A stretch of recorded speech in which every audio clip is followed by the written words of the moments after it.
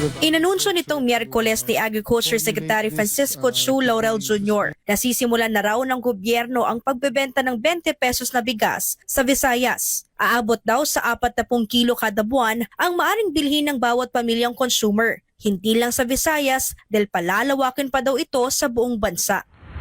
Initially, itong program ng DA was supposed to last for until December. And pwede pang stretch yan hanggang February. The Department of Agriculture to formulate this to be sustainable and ituloy-tuloy hanggang 2028.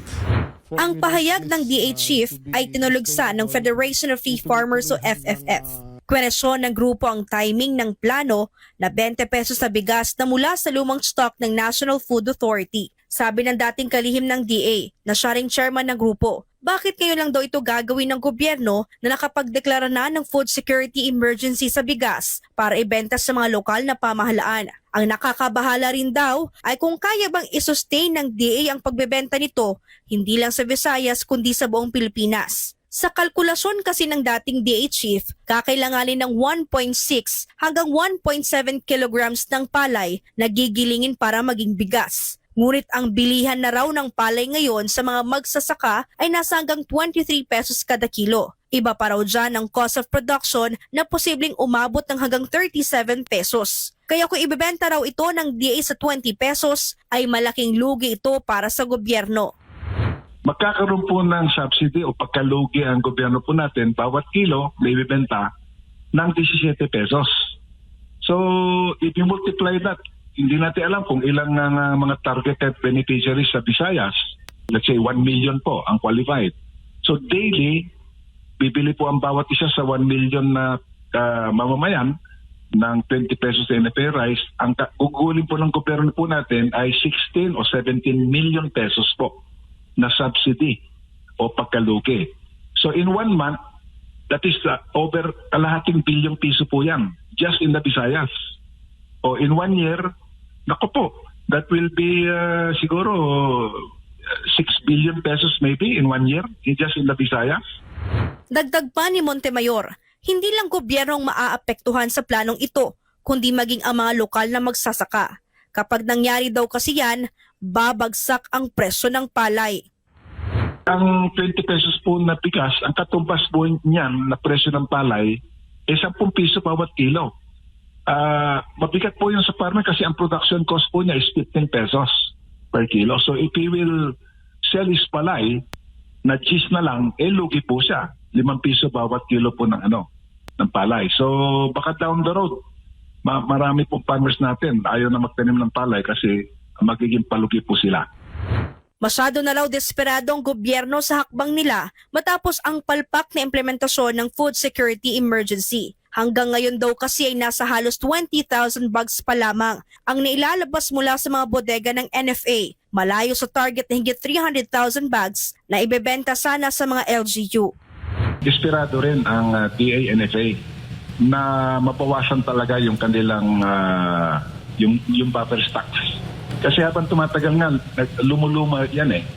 And then, pagkapuno yung bodega mo, hindi ka makakabili ng bagong palay. Nababahala rin ang grupo sa kalidad ng bigas dahil ilang buwan na itong nakaimbak sa mga bodega sa iba't ibang rehiyon. Kasi in the past nga, may mga pagkakataon sa nakaraan, yun daw mga portions po ng NFA rice, hindi po maganda yung quality. Diba? Yung kulay, tapos matigas. Hindi pwede yung porke mahirap na kababayan natin ang siyang bibili ng bigas at 20, okay na lang yan kahit na hindi masyadong maganda. Hindi pwedeng ganun po. Para naman sa isang ekonomista na si Dr. Michael Batu, pagpapabango lang ang ginagawa ng kasalukuyang administrasyon sa paglalabas ito ng 20 pesos na bigas. Kaduda-duda rin daw kung bakit Visayas ang piniling pilot implementation 20 pesos na bigas ng gobyerno na kung tutuusin, maraming nagugutom at nangangailangan sa National Capital Region. Kaya posible anyang nire-repair lang daw ni Marcos Jr. ang mababang trust rating nito sa Visayas kaya't doon ito pasisimulan. Dagdag pa ni Batu. Makikita natin yung disapproval at distrust rating ng ating Pangulo, si Bongbong Marcos Jr., makukumpara mo ito ng 2 buwan ng Pebrero at Marso nitong taon na ito, makikita po natin na napakalaki po ng ibinaba, no, ng trust rating at approval rating ng ating presidente. In fact, sa disapproval, nag-increase po ito ng 29 points. At sa Visayas po at yung distrust naman tumaas din ito ng 29 points. So ang tanong dyan, bakit mahalaga yung Visayas region? Kung pagbabasehan daw kasi ang datos mula sa Commission on Election, mula sa 4 na rehiyon ay abot sa halos 14 million ang botante sa Visayas. Katumbas yan ng 20% sa kabuang registered voters sa buong bansa. So napakahalaga po niyang rehiyon na yan. Isa po yan sa mga rehiyon na kailangang maipanalo na kung sino mang na tumatakbo, no, on a national level. So it's no surprise, no, kung i-connecta natin dun sa disapproval rating at saka dun sa distrust rating at saka sa dami ng botante, it all makes sense now na kung bakit nila dyan ginagawa sa Visayas. Git niya, ang hakbang na ito ng administrasyon ay hindi para sa kapakanan ng mga Pilipino, kundi sa pansariling interes.